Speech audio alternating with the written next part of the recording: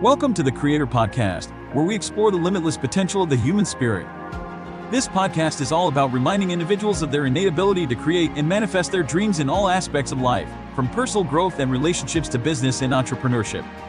As human beings, we have been gifted with the power of creativity and imagination, and it is our mission to help you tap into that power and unleash your full potential. Join us as we embark on a journey of self-discovery, empowerment, and inspiration. Let's unlock the creator within.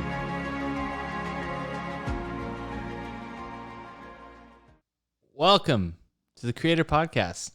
Super excited to be here with you again today. Always excited to be with you because this means that I get to open up and to express the things that are going on in my heart and in my mind, and I get to move on. It's almost like a personal counseling session for me. And I appreciate you listening, and I hope that as we go through some of these things that I'm going through, that I can help inspire and motivate you as well. So I want to make sure I nail this question that I got 100% because it's had me thinking about it for, I think this is day 3 now, and I still haven't really come up with the answer. And the question was, what is one problem, if solved, would solve 100 other problems for you? What a fantastic question. I hope you ask yourself this question too. If I could solve one problem in my life right now, something that I feel is holding me back, something that would unlock the door to hundreds of other micro problems, what would it be? I get goosebumps thinking about that question. I think for me, over the last 3 days I've been thinking about it, I'm reminded of a time or a season that was coming to an end. Maybe it was a sports season in high school. Maybe it was a season in business or your last day at work or whatever it was, just an end of a season. For me, we'll say when I know like the season of basketball, the last game, maybe there's no chips on the table, right? In fact, here's a great example. The last full basketball game I played, we were down by 30 points, and there was no care. There was 4 minutes left of the game. This whole game I had really, I got invited. I wasn't even part of the team. I had just been invited to play as a filler. And so I got in, and I wasn't playing that aggressive way because I was trying to make everyone like me, right? I was trying not to be the ball hog or show up and dictate the pace. Something I know I could do. I could change the level of the game dramatically. I know that. But I showed up being a little timid and just wanting to be helpful. And then we're down, I think 20, 30 points, 4 minutes left to go in the game. And that killer switch in my mind kicked on. Didn't matter anymore. We're going to lose. And so what did I do? I put on that mindset of, give me the ball. Doesn't matter. I'm done making everyone happy, and I'm done worrying about what everyone cares about me doing on this court. I'm just going to go play. We were down by 30 at one point. We lost the game by 6. And a lot of those points and the play was based off of me. Now, I'm not saying that in a bragging way. What I'm saying is, I think that me personally, in my business, in my life, in my relationships, I have this amazing capability to just come in and take over when feeling like I need to. I've been given this amazing risk tolerance and this tenacity and this mentality to just go in and take over and make something happen. I've always been that way. And yet, my Achilles heel, the thing that holds me back, is when I start to worry about the other feelings and emotions of other people around me, which is something that I don't care what other people think about me personally. I care about how I make them feel. And so I hold back from time to time some of these amazing qualities to actually get the result. Like, would we have all wanted to win the game? Yes, right? We all would like to win the game, but I hold back. I bite my tongue, or I beat around the bush with some of the things I say to not truly hurt someone, because I have this level of just pulling out the best in people when I finally get there, but some people don't like the best being pulled out of them. They don't enjoy that. They don't like being pushed. They don't like being held accountable. And yet, for whatever reason, I find myself holding back from that level because I'm worried about hurting the feelings of someone else.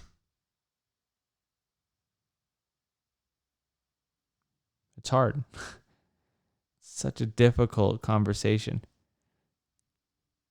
And I'm left with this choice of, all right, well, do I just say it and not care and be calloused?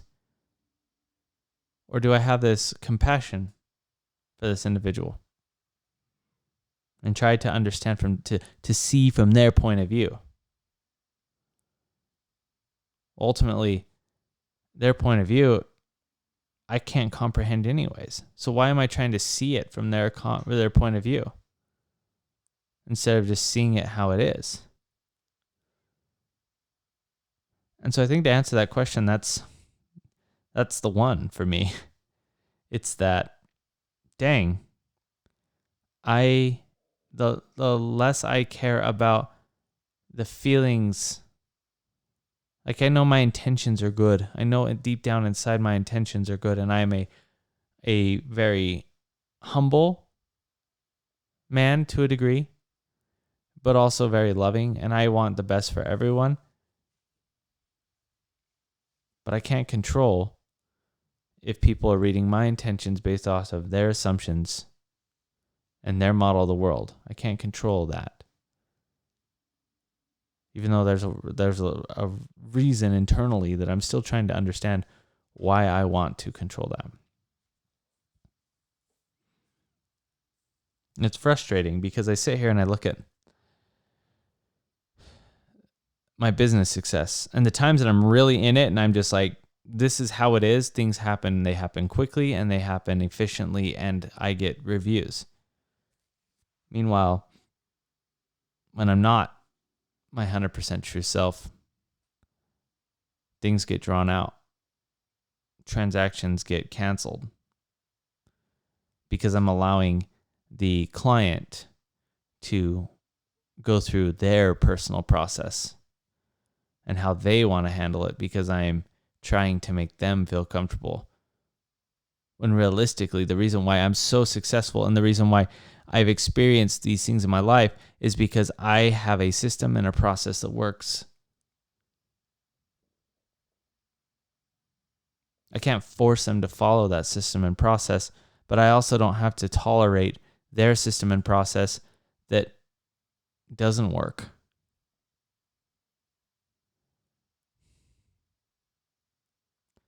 It's such an interesting mechanical element in my brain. It is just like this, why is it this way sometimes? And it's been something that recently, within the last 3 days, has just come to my mind. Now I know what I need to do to fix it, right? I'm a neuro-linguistic programmer. I know how to unprogram and to change, and I know how to do these things. I help people do that for a living. But it is so interesting when it comes back to you and you look at yourself and go, man, when did I decide this for myself? What do I want to feel differently? What do I want instead? And going through these questions and really focusing on who I want to become.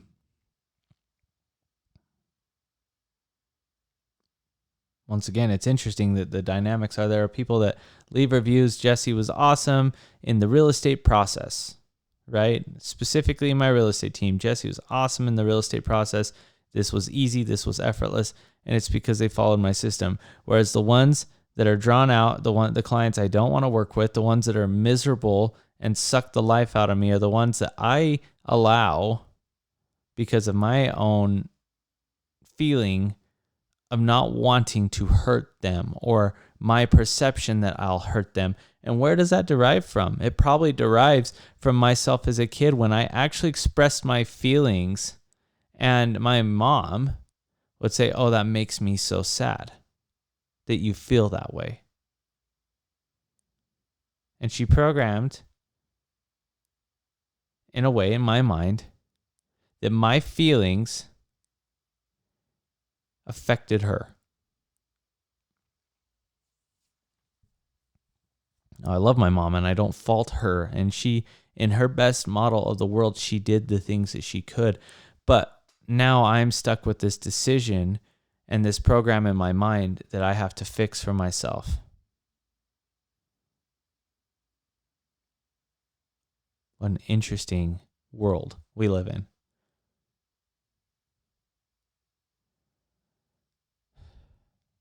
I hope that you can reflect on this question too, that you can really internalize why. And what would be the one thing, if you could fix one thing that would unlock 100 doors for you in your life? What would be that one emotion? If you could just let it go, your life would be different. That one block, that one wall, that hurdle you can't jump over yet. What would that be? I know mine now, thanks to this episode and the last 3 days of thinking about it. And I hope that you can find yours too. Thank you so much for listening to the Creator Podcast. Hope you have a wonderful day. Thank you for tuning in to the Creator Podcast. We hope that you found inspiration and insight into your own creative potential. Remember that you are capable of achieving greatness in all areas of your life and that the power to create lies within you. We encourage you to take action on your dreams and to never give up on your journey towards success.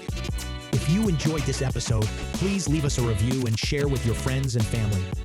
And as always, keep creating and never stop exploring the endless possibilities of what you can achieve. Until next time, this is the Creator Podcast signing off.